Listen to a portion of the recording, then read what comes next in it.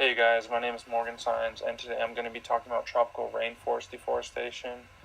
First, I'm going to give you guys a quick overview of what a tropical rainforest is, some of the characteristics, and why they are important to our global environment.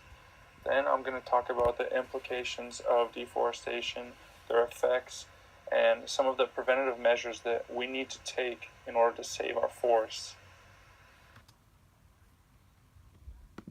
So let's begin by talking about what a tropical rainforest is. A tropical rainforest is a type of forest which receives an annual rainfall of around 100 inches per year. It's also characterized by a humid climate, and it has taken 60 to 100 million years for these forests to evolve into what they are today. They are considered the most complex land-based ecosystem on the planet, and they cover 7% of the world's surface. Some of the areas that rainforests are located in are Central America, South America, and even parts of Southeast Asia. What makes the tropical rainforest such a unique biome is the fact that it encompasses 30 million species of plants and animals. This includes 90% of all non-primates and 66% of recognized plants, 40% of birds of prey, and 80% of all insects. This type of diversity bodes well for a very unique environment and ecosystem.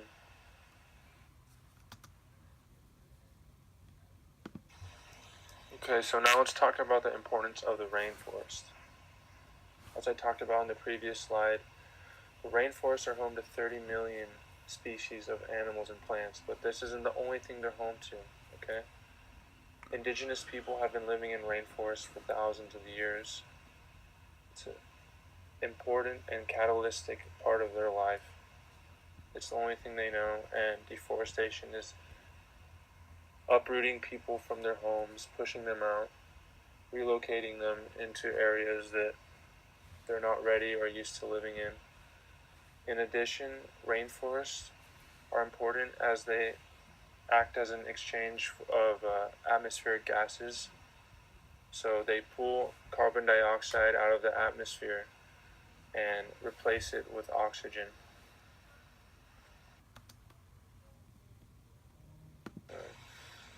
So many of you are probably wondering, what is deforestation, okay?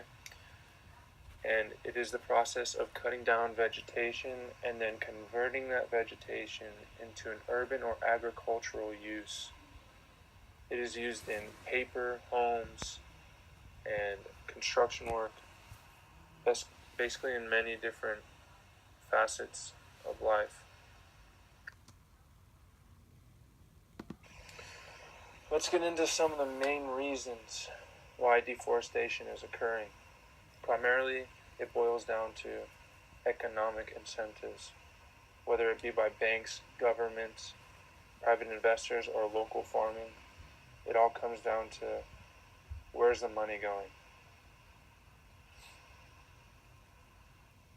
So, in many of the countries where deforestation is occurring, the populace is impoverished, governments have accumulated large amounts of debt, and so by tearing down the rainforest, the governments are able to gain channels of monetary flow through exports, private entities, or tourism.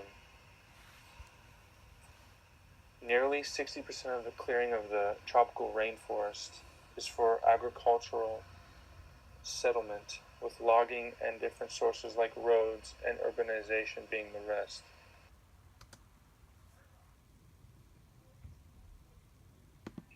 Alright, now let's get into the effects of deforestation. So, for starters, deforestation is considered the second most prominent cause of climate change. It's responsible for 18 to 25% of global annual carbon dioxide emissions. So as the rainforest diminishes and we lose plant life, the effects of climate change are amplified. This includes rising sea levels, stratospheric ozone depletion, atmospheric pollution, and forest decline.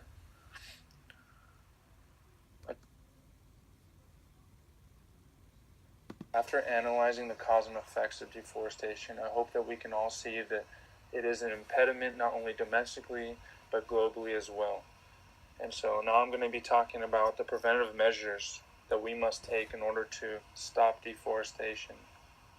In order to completely reduce deforestation, ideas must come from the forest frontier, and they must go hand in hand with the ideas and ideals of the government. This is necessary for improving the overall environment. And that I'm going to tell you right now, there are no end-all be-all solutions, but there are definitely some effective strategies that we can take in order to prevent deforestation and cut it back to a certain extent. All of these strategies require cooperation, motivation, and drive. Effective implementation is essential, including stakeholder participation, development of management plans, monitoring and enforcing legislation. The strategies should be such that, on one hand, they should recognize the critical roles of the nationals, the private sector, and the government. All these entities must work coherently if we are going to have a sustainable forest management.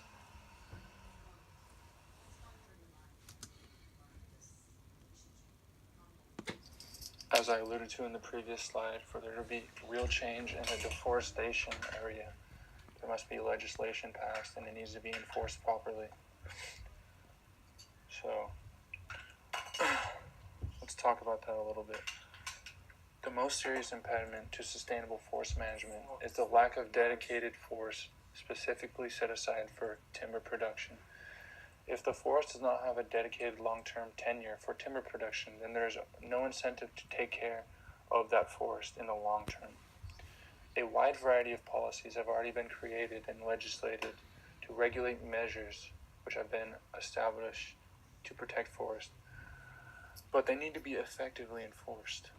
Legislation needs to be passed and with sturdy conviction to establish areas allowed for farming and logging, so that these areas are upkept and there's no reason to venture out further into other areas of the forest.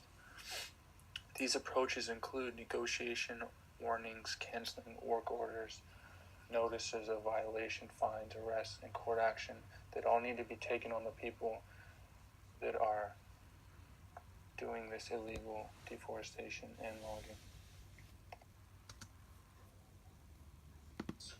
In order to pass this legislation, we're going to need global support. It comes down to education. We need to educate our population and our world community if we want to make a real change. It is our duty to inform others about the importance of tropical rainforests and, in fact, all other biomes that are affected by climate change. Because of right now, the planet is gasping for air and begging for help. The lifestyle we are living in is hurting the planet and will damage future generations.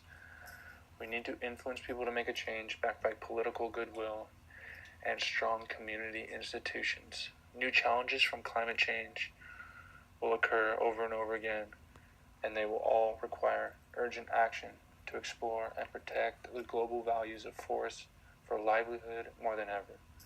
Deforestation is a disease to our world, and it is our duty to end what we started.